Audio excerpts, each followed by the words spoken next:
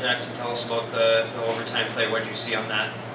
I just saw that they had a guy flat-footed, and I knew it was a forward, so I figured I could try to beat him one-on-one. And fortunately, the puck went in somehow, but we'll take it. How did you know there's a forward? Did you just check his number? Yeah, I can. I usually can tell on those. Like I saw it was a number 11, so I knew he was a forward. Thoughts on the game as a whole and getting a win against a good team on the road? Yeah, for sure. I mean, they have a lot of skill over there, and I thought all four lines and all D were going tonight, and we have Ludwig back there to help us out. And when they'd score, we were right back on it and doing more. How about getting a win on the road? It's your first road weekend of the year. Yeah, for sure. I mean, to come in here and win on a Saturday night is so big for us, and we have a lot of transfers and stuff and freshmen, so to get their first road experience with us is huge. And yeah, like I said, getting a win on Saturday, there's nothing better. What was it like playing with you played with Owen and Reese a bit last year? What was it like being back with those guys again?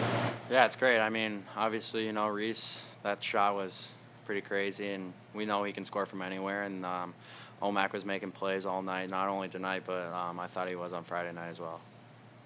Not a question, but I just want to share this fact. It's not my fact, but the last time that North Dakota won at the URBC, you were not alive. I was also not. That's crazy. Anything else from Jackson? All right, we'll excuse Jackson. Thanks, Jackson. And then we'll open up some questions for head coach Brad Berry.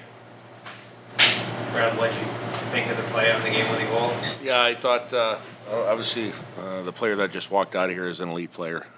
You just heard about his hockey sense as far as recognizing a forward that he's going against and that he can try him on. The other part on that play was Cameron Berg winning the faceoff. We've had previous success with guys that are strong in the dot to get possession because possession's a big deal 3-on-3. If you don't get possession, you're chasing around, and then you make line changes, and your best players are off the ice. So I thought, obviously Jackson Blake did a great job of scoring the goal, but Cam Berg winning the draw was huge for us. Just thoughts on getting a road win against a really good team? That is a really good team. 20 is a really good player. They got a lot of good players on their team, and so do we. And we grew exponentially this weekend. Last night, we left something on the table. Like it wasn't our best first period, but it goes to playing a strong Boston University team. I thought we played a strong second and third period and just came up a little short. And today, wish we would have closed it out in regulation, but at the end of the day, we found a way to win in overtime. And that's how you grow as a team, going through adversity, killing off a 5-minute major, even with calling a disallowed goal off. But at the end of the day, our group grew exponentially, every single one of them, about learning how to play on the road. Coach Reese was all over the guys tonight. It seemed like every time he touched the ice, he was making plays happen. What did you see from his game tonight? Yeah, he took it up a notch, and I think there's a couple of things that go into it. First, he's our captain, and when you lose a game, I think it's usually incumbent upon the leaders of the team to rectify the situation or come back with an even better effort the next day, and that's what true captains do. And and we switched up the lines tonight a little bit, and I think that gave some freshness to him as well as Jackson and Owen McLaughlin. They made a great play in the second period to score a nice goal too, and obviously he had one earlier on. But at the end of the day, I think it's a situation where the captain cares as well as our leadership group to help the rest of our guys. You mentioned the leadership had a couple of leads. They were able to tie the game, but stay composed. They were able to get that next one. The game winner. What does that say about that leadership group? It tells you there's resiliency. We talked about mental toughness today in our pregame meetings. About being positive. Like, take care of the next shift. You can't go back on the last shift.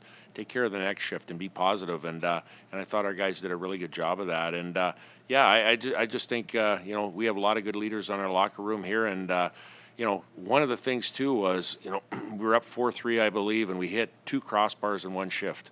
Could have made it 5-3. Well, you could have went the other way a little bit. I thought at the end of the day, they made a great play to make it 4-4. But then what are you going to do? It's that next shift mentality, and we just, we talked about it earlier in the day, and that's what leaders do in the locker room. Coming into the series, what was your game plan to face Macklin Celebrini? How do you think he executed it? Just try to keep him on to the outside and try to make sure he doesn't get a lot of odd man rushes. And yesterday they got their fair share. I think today we had a kind of a game plan where we were a little bit more controlled as far as when they were coming up the ice, even though they did get some looks. But at the end of the day, he's an outstanding young player for his age. And, you know, you can go down the list. They got a lot of players like that. And, you know, Lane Hudson did a great job today, too, of taking the game in his hand and, you know, trying to change momentum.